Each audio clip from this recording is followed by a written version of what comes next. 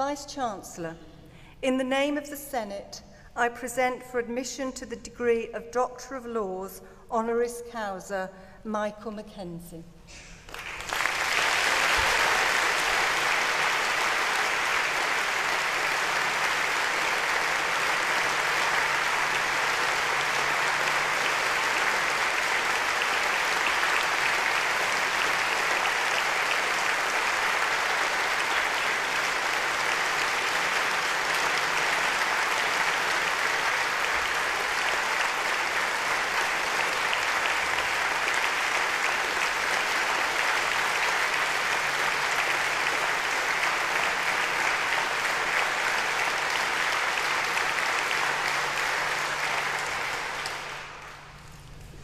Vice-Chancellor, Professor Hughes, proud guests, and especially important graduates and graduates. I'm astonished to be here, to be quite honest, and feel very privileged to accept this huge honour which came as a complete bolt out of the blue. Having lived through my stepdaughter working for and receiving her degree last week, I realised just how hard you've worked with great commitment, great dedication, over the last few years to achieve the degrees that you're being given today.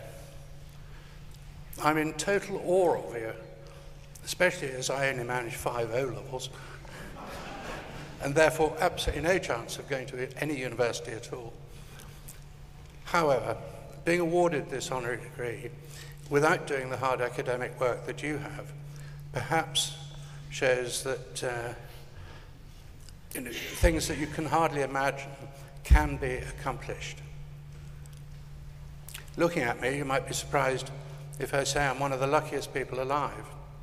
Mind you, even that was a bit touch and go, as the 2 colleagues with me were both killed in the same incident. I just got rather dented. I've had 2 lives, still have. Childhood was happy. School was huge fun, hence no academic success.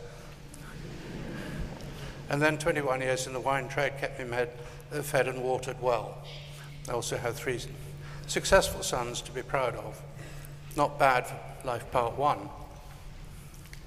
In 1993, I felt it was time for a change of career though, and I made the decision to do something more useful than just drinking Bollinger. I think that choice is called masochism. My little bump in '93, while I was working for Scottish European Aid during the war in Bosnia, launched Life Part 2. When one wakes up missing a few bits, unable to move or even feel things, it comes as a bit of a shock. Either your brain says, this is the end, and you give up, or the brain says, this is a bit of a bummer, let's make the most of it. And that's where luck came back into play, in that my brain told me, without any conscious decisions by me, to get on with it and really enjoy life. And that's what I've done. All the things that I've been involved in have basically been pretty much self-interest, but have hopefully inspired others to do things. One of the many advantages of being paralyzed and missing a pair of legs, apart from the saving on shoes and socks, is that opportunities arise that may not have done so before. The secret is to look for them, grab them with both hands.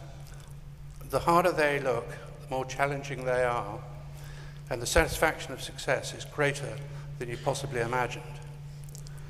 Barriers are only there to be overcome. Going around the world in 80 ways, in other words, using at least 80 different methods of transport, with 2 blind friends, was just that sort of a challenge, especially as our able-bodied helper broke his toes twice, his ribs once, the only one of us that fell off an ostrich, and then had to have a hernia operation from lifting me onto an elephant. Oh, and by the way, he's deaf. We even had a one-eyed cameraman. If you put all the working bits of the team together, you still wouldn't have a complete person. A reunion dinner the other day, it was difficult to find anybody who had a wallet.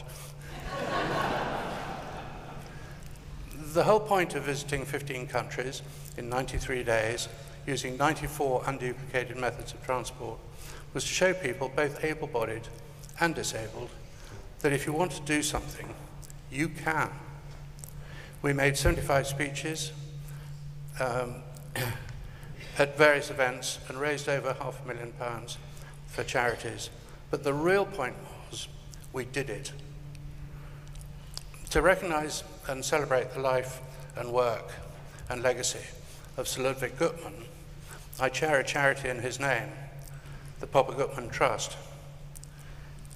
He was the world initiator of treatment for spinal cord injury and founded both the National Spinal Injury Centre at Stoke Mandeville and the Paralympic Games. The Paralympics last year showed just how much can be achieved against the apparent odds. We commissioned a life-size bronze statue of Papa Guttmann, which is about to be installed outside the Spinal Centre at Stoke.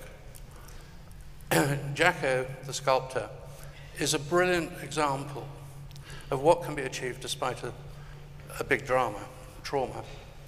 He was very badly injured in a parachute accident, ironically on holiday, not while he was serving. The answer is to have more water with it at lunchtime.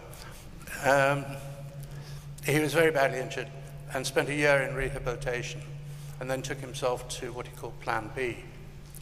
His injuries meant that he had to leave the parachute regiment, so he went to Florence for 7 years to become a sculptor.